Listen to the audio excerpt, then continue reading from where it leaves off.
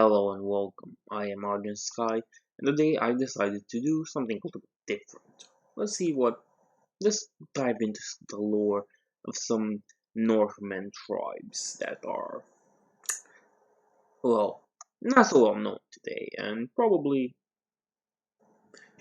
not very expected in the game. The Hung. Yes, the Hung. That's how you say it. The Hung are a nomadic Oriental race of hunters and gatherers, shorter and squatter than the people of Cathay, but otherwise resembling them. The Hung are perhaps the most easterly of all the Northern tribes, inhabiting the lands of the Chaos Waste to the north of Cathay, and the chill lands of Naggaroth in the New World. The Hung are considered horsemen par excellence, and they breed tough small horses on their cold mountain slopes which would survive where larger southern war horses would starve.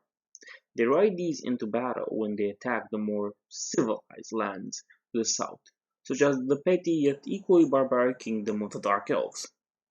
That is the true statement.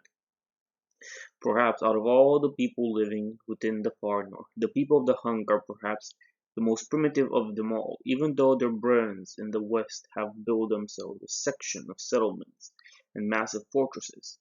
The people of Hung can amount themselves to no better than primitive hunters and gatherers, with little to no concept of even the barest forms of civilization. Instead, these wandering nomads scour the land in search of plunder and battle to sustain themselves, and such is their reputation that the people of the Grand Cathay built the mighty Great Bastion, one of the largest walls ever created, for the sole sake of keeping these barbarians from destroying their kingdom.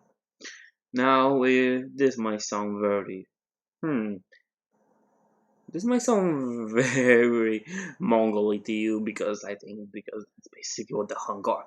They're the Mongol or Huns. It's a long story. Now, let's call the inhabitants of those lands they inhabit on. On the other side of the world, there are other humans who serve the dark gods. Separated from the Kurgan by the Great Desert, they are often contained to the lands north of Cathay or across the land bridge in the northern reaches of the New World. Like the Kurgan of the eastern steppes, the Hung raid their neighbors, mounting attacks against the fabulous cities of Cathay or the sinister cities of the Dark Elves. They are almost they are almost constantly in a state of war. The reason is simple. They believe the purpose of their existence is to fight, to kill, to slaughter. By fighting amongst themselves, the Kurgan and others, they glorify themselves and their gods. Like the Kurgan, the Hung are nomads, but instead of riding horses, they use tough ponies, bred for endurance and survival in harsh climes of their hunting grounds. These people live in the saddle. Some say they are even born there. Each member of the tribe carries on his stout steed a 50 woolen tent and everything he needs to get by. The Hung see all members of their tribe as equals and make no distinction between men and women. There are many smaller tribes that include, I'm gonna butcher the names here because I didn't have time to prepare these ones, in Chian, Tuka, Mung, Akhosai, Weitu, Manchu, Dreaded Wu, and the Kuj. So they are all parts of the Hung. I'm gonna butcher them because I didn't take time to prepare the names. Almost also like the Kurgs, the Huns are a roving people, and thus their tribal boundaries cannot be marked by a simple frontier on a map. While they pay more regards to their greater tribe over and above their in- itinerant kin, these tribes hold no compunction about merging with others to form great alliances, or devouring and reforming as the winds of circumstance change. This ever-shifting loyalty does lead to them consider bounds and bargains made with other races as irrelevant. They feel no dishonor in breaking these pacts, or indeed in killing the other parties, and so have gained a reputation for being sly, deceitful, and treacherous. Indeed, the Catanians use the phrase "word of a hung" to denote a worthless promise. Now let's look at their culture.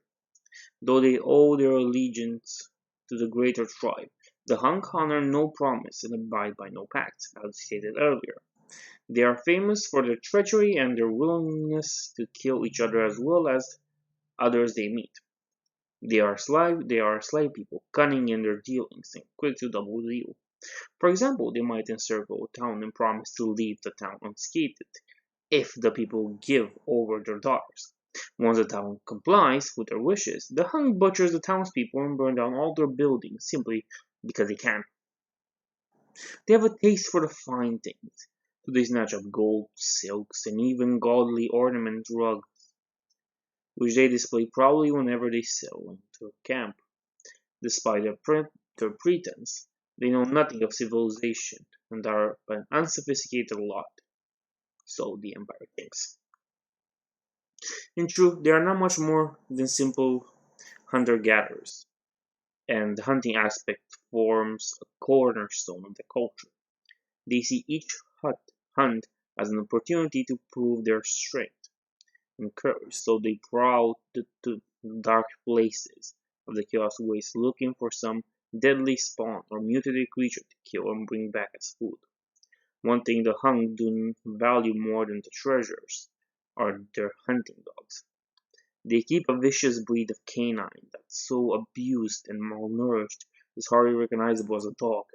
Their cruelty instills a sense of loyalty in these stupid beasts, so they run alongside their master in battles, savagely tearing foes apart. The Hung extend the same treatment to their steed, which they feed a mixture of grains and human blood to make them fierce and unpredictable. The Hung's territory does not produce much in the way of food, so their diet can be macabre. They readily devour game and fish, but when the hunting is scarce, they feed on rats, insects, even the lice on their body. Some witness reports seeing these savages devour the afterbirth from a mare's foaling. After failing that, they drink the blood from their steed and even return to cannibalism if necessary. The only structure they inhabit are woolen tents they carry, with which they make their own encampments. Obscure legends speak of Hung cities, hidden somewhere in the steppes or in the mountains to the north.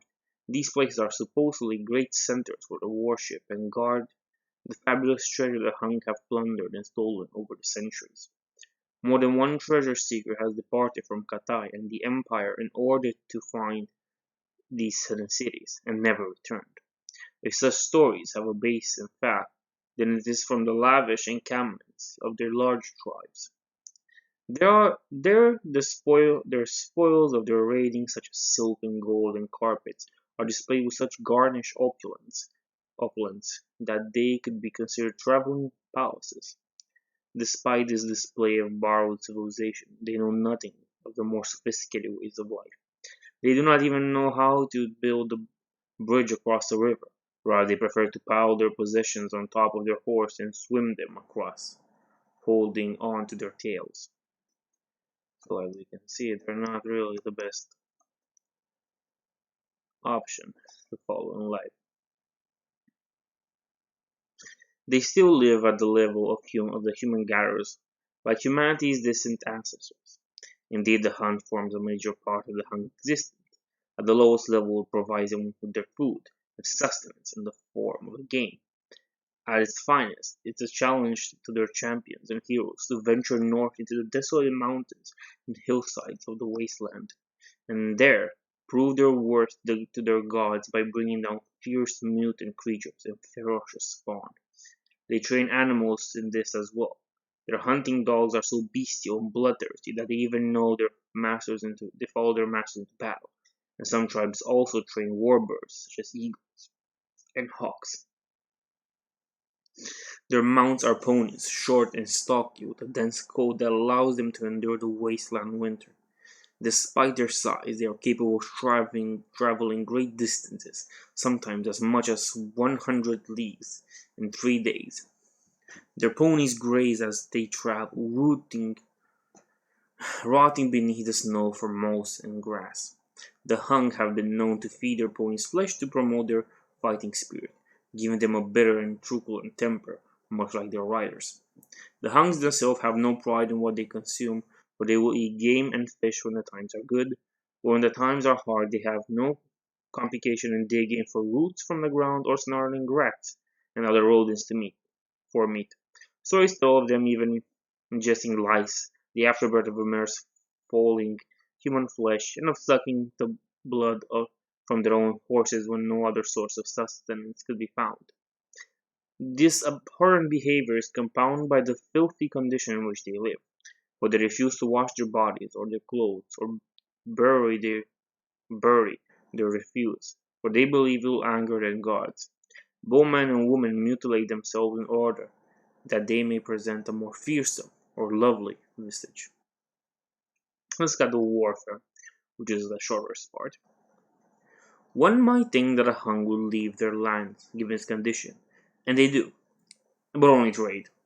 They remain in their hunting grounds because they believe the gods dwell on all things there.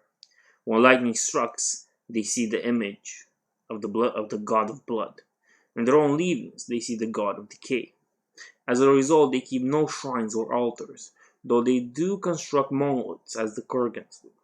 Instead, these foul people honor their gods by praying to rude idols or offering them thanks at mealtimes by rubbing their meat and broth into the coats of their steeds.